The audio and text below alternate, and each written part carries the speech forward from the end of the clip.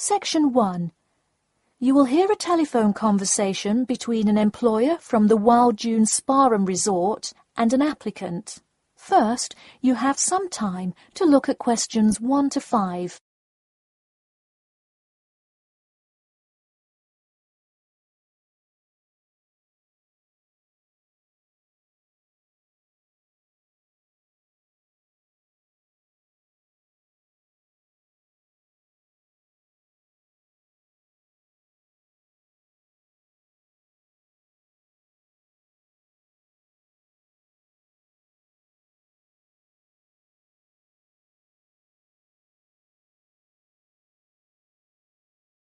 You will see that there is an example which has been done for you.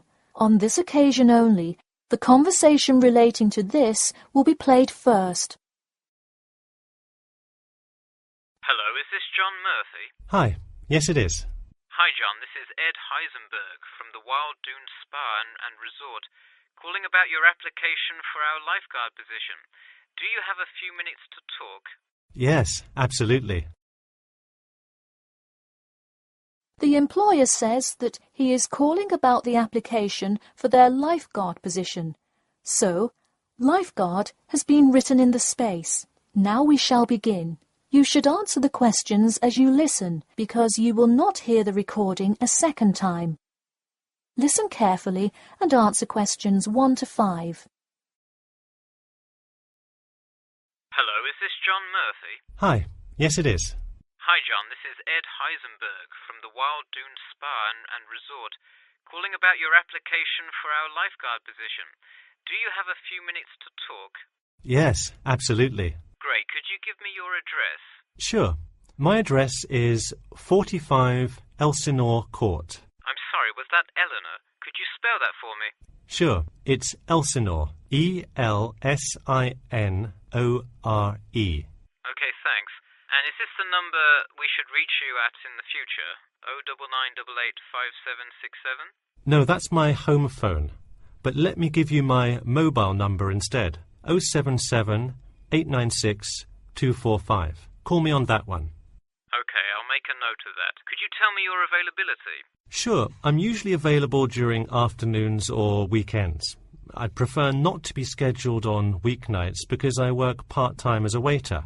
That shouldn't be a problem, since we don't stay open very late anyway. And do you have any other employment experience? Yes, I've worked at a few other places. I was the baseball coach at Richmond High School last season. I see. And do you have any other experience that you would like us to note on your application? Yes. Last year I worked at the beach as a rescue diver. Rescue diver? That sounds intense. Well, it's really just like being a lifeguard, except in the ocean instead of pool. So kind of like being a lifeguard at the world's largest pool. I see. Before you hear the rest of the conversation, you have some time to look at questions 6 to 10.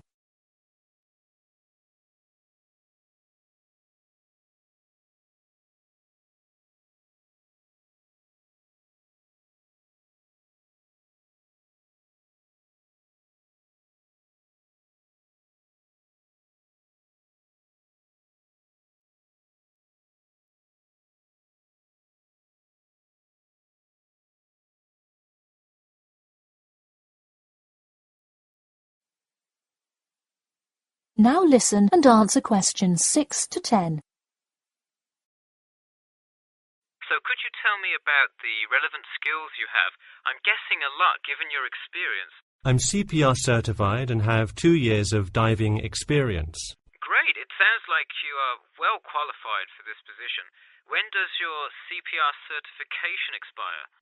I think in November, but let me quickly check my CPR card. Actually, it expires in October. Okay, so regardless, you have it through the end of the summer. When is your ideal time to work? Since I work in the restaurant on weeknights, I like weekends best, specifically Saturday mornings. I see. We do already have a lot of staff available on Saturdays, but I do need an early morning shift lifeguard. How early could you work Saturday morning? I can get there by 6 o'clock if need be. You'll be happy to know we open a little later than that, but I'll put you down for Saturday mornings here. Oh, awesome. I can't wait to get started. How about you come in next Saturday, the 12th? That sounds good. Great. We can figure out other shifts for you to work when you come in then.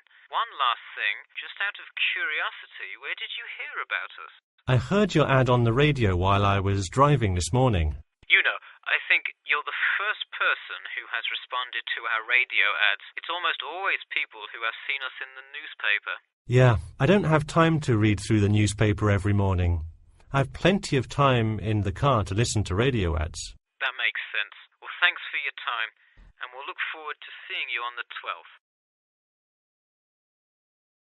That is the end of section 1.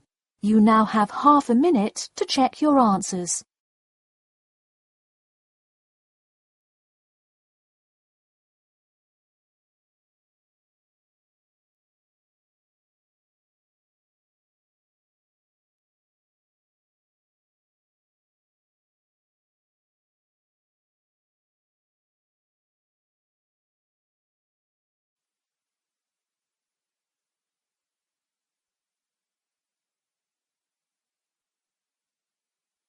Now turn to section 2. Section 2. You'll hear part of a free class about safety around campus. First, you have some time to look at questions 11 to 14.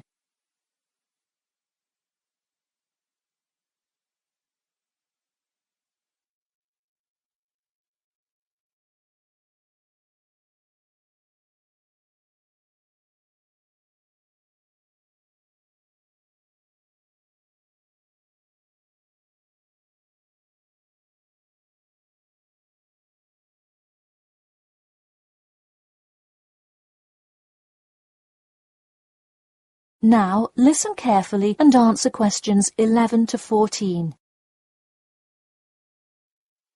Good evening. I'm Geoffrey Miller from the University of Nottingham Student Union, and in this week's free class, Carlos Garcia is going to tell us about safety around campus. Over to you, Carlos. Thank you, Geoffrey, and thank you all for your attendance today. Also, I'd like to thank the Student Union here at the university for organising this lecture.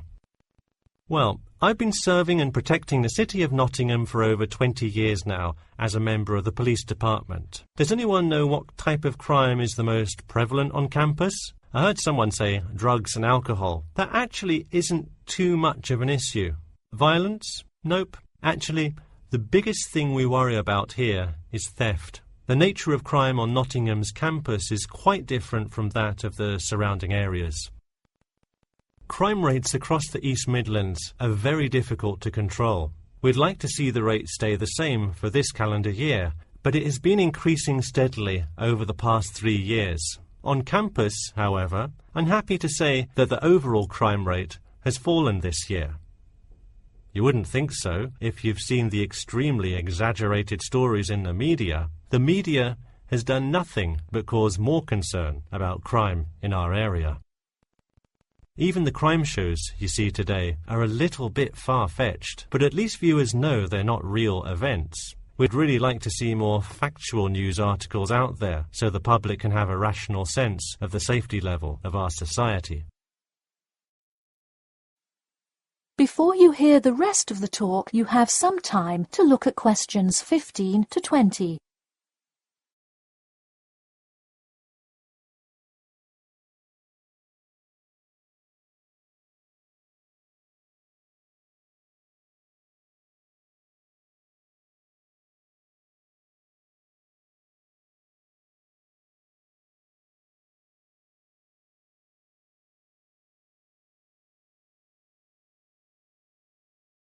Now listen and answer questions 15 to 20. Okay, let's move on to what to do when you see a crime. Do not get involved if at all possible, and do not draw too much attention to yourself by running away in a conspicuous manner. Though most likely, And hopefully you will not have to experience this situation. If you are being mugged, please do not try to resist. Instead, be compliant and seek help after the incident. Like I said, though, it is highly unlikely that you will find yourself amidst a crime, but it is important to be prepared should it ever happen. We find that educating students and staff on the correct precautions to take is the best way to increase your safety. Just remember to be smart when you're out late at night and avoid any area or person that looks suspicious. I know it sounds obvious, but I cannot stress this enough. It's also not a bad idea to have your mobile phone with you at all times, but be careful. If you're chatting on your smartphone on your way home, you're a prime target for thieves. I'd like to see a show of hands. How many people have left work or the library after 10 p.m. to go home before? A lot of you, right? If you do have to go home late at night, please don't walk home alone. More often than not, there's someone there that will be walking the same direction as you at some point. Walk home with a friend or co-worker. Even if you must use your phone to call someone that's nearby to walk with you, it's always safer to walk home with someone. So when you're walking home, you may feel more comfortable with some sort of self-defense, such as pepper spray. Now, it's your call whether you want to carry something like this or not.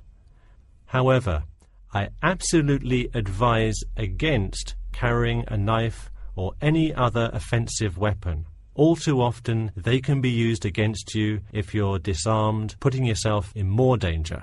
For all those interested, the Recreation Center offers a free self-defense class to all students every Thursday evening. While obviously an introductory self-defense class may not equip you to fight off villains like a regular superhero, it does come in handy sometimes. After taking a self-defense class, you'll surely be more aware of possible dangers and how to deal with them. So hopefully now you have a more complete understanding of the nature of crimes committed on your campus and how to avoid being a victim. I know most students at the University of Nottingham are not the criminal types, but remember that there is no barrier like a wall or something keeping non-students out. There's no army force securing the borders, and I doubt anyone wants it that way. The campus is generally a safe place, but it's not immune to small crimes once in a while.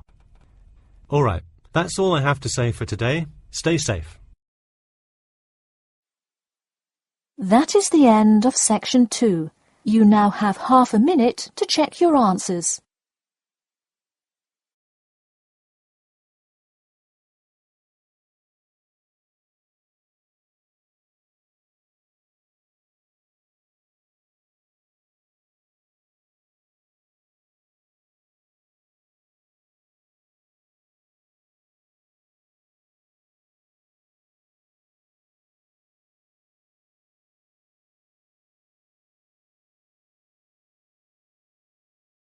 Now turn to section 3.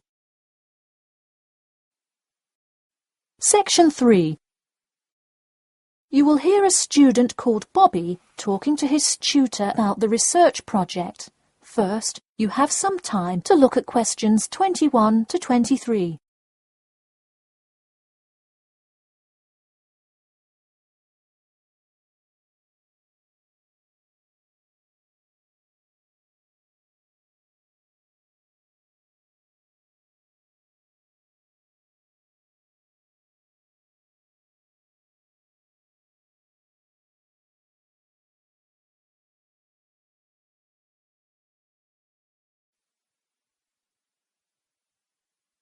Now listen carefully and answer questions 21 to 23. Hi, Bobby. Go ahead and sit down. Tell me about your research project.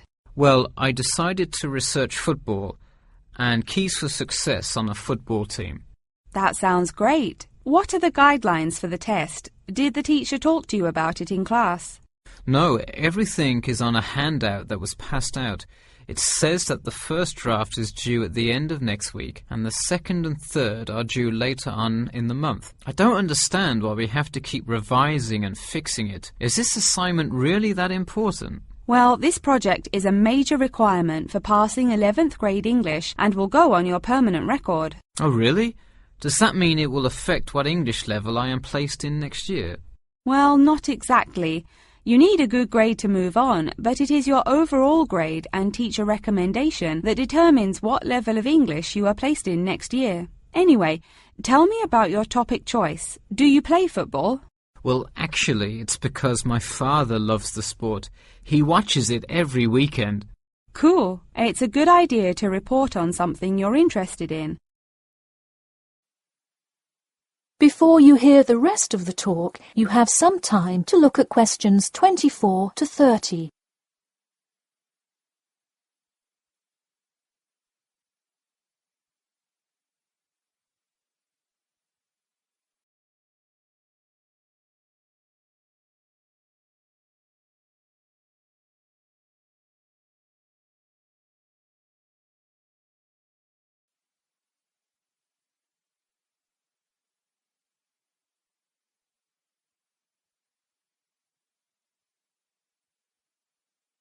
Now, listen carefully and answer questions 24 to 30.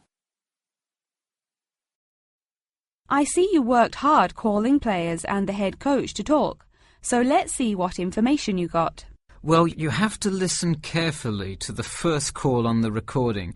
It's really hard to hear because the background noise is louder than the person's voice. Yes, it is a bit tough to discern. I'm afraid the player's answer is too short as well. You will have to interview him again and try to get him to give a better answer. Okay, I thought that might happen. I will call him again tomorrow. Moving on, let's look back at this question.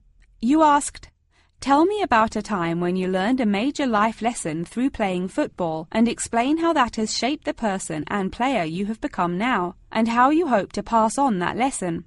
It is a great idea for a question, but in an oral interview it is far too complex. I would advise you to break it up into multiple parts to get a better response.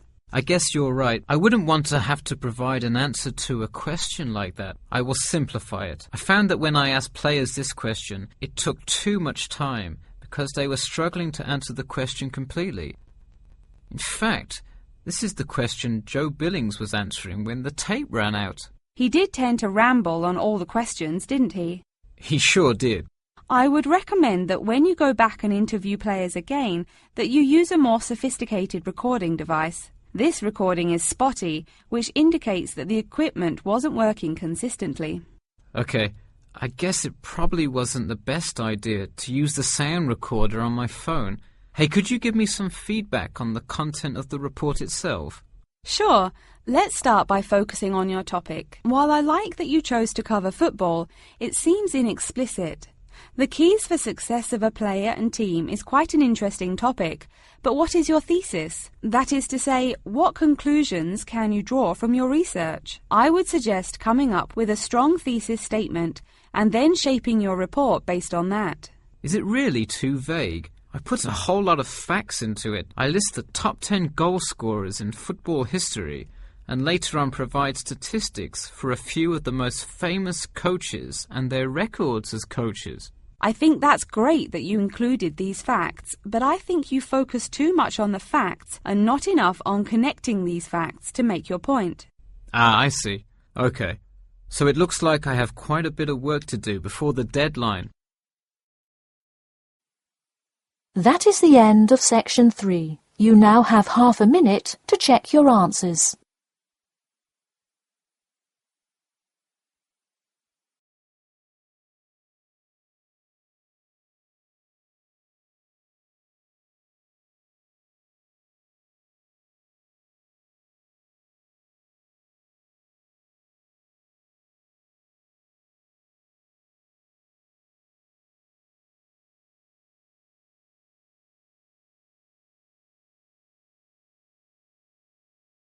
Now turn to section 4.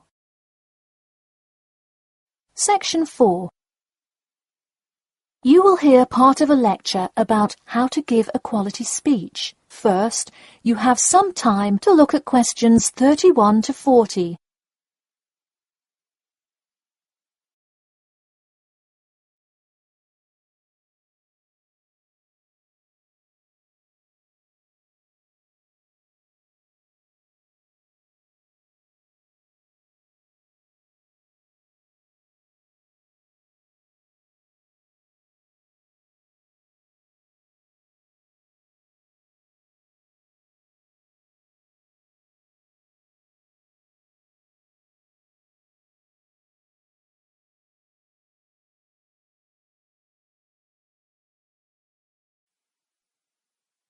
Now listen carefully and answer questions 31 to 40. Good morning. Today I am going to cover the daunting task of giving a quality speech, a thought that makes most of us cringe. In fact, 90% of all people feel nervous about public speaking, about 10% of whom are described as genuinely terrified. Hopefully, when we are finished here today, you all will be in the 10% of the population who do not feel nervous at all. Did you know that lecturers tend to get more nervous if the speech they are giving is an important one? It makes sense, right? You probably wouldn't be nearly as nervous to address your residence hall about the proper use of the recycle and compost bins as you might be if you were asked to give the graduation speech to your entire 5,000 student class. So what is it that makes some people completely comfortable in front of crowds? Some people think that the ability to give a good speech is a gift that others are simply born with. This is almost never the case. Public speaking can be learned with practice. The first most important thing you can do to improve your confidence in delivering a speech is to prepare a quality speech. Honestly, while the content of your speech is relatively important, the audience will really only remember the last sentence you say. It is a good idea to structure the rest of your speech to lead up to this last point to really drive your message home. This is a good way to ensure that your speech is well organized.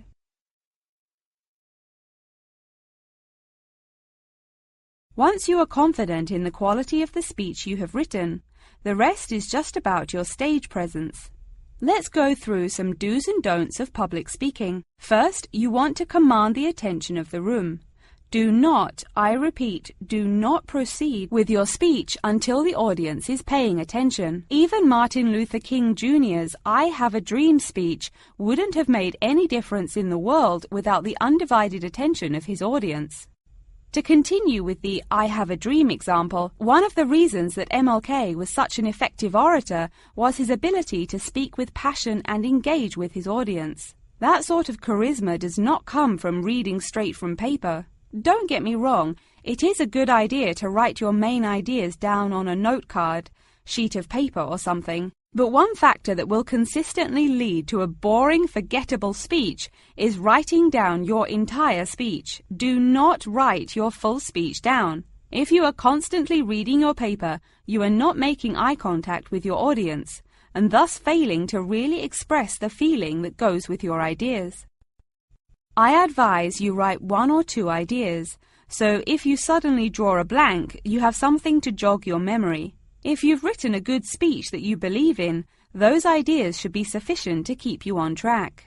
Once you have those ideas written down, give your speech a few practice runs in front of the mirror, into your sound recorder on your phone, or with a friend before it comes time to address a crowd. That way, you can hear how the ideas come across, make sure there are no abrupt transitions, and find out whether you are talking too fast or too slow. Timing is important. Make sure you time yourself beforehand to see how long your speech is. That is pretty much it. With practice, you'll be able to deliver an expert speech that engages and even maybe inspires your audience. Just remember, speak with emotion.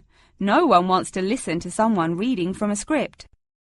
As I come to a close in my speech, I'll point out that I have employed all of these tips that I have covered. I practiced my speech ahead of time and timed it, and I can even show you my one small index card with just 3 simple bullets on it. It's as easy as that. That is the end of section 4. You now have half a minute to check your answers.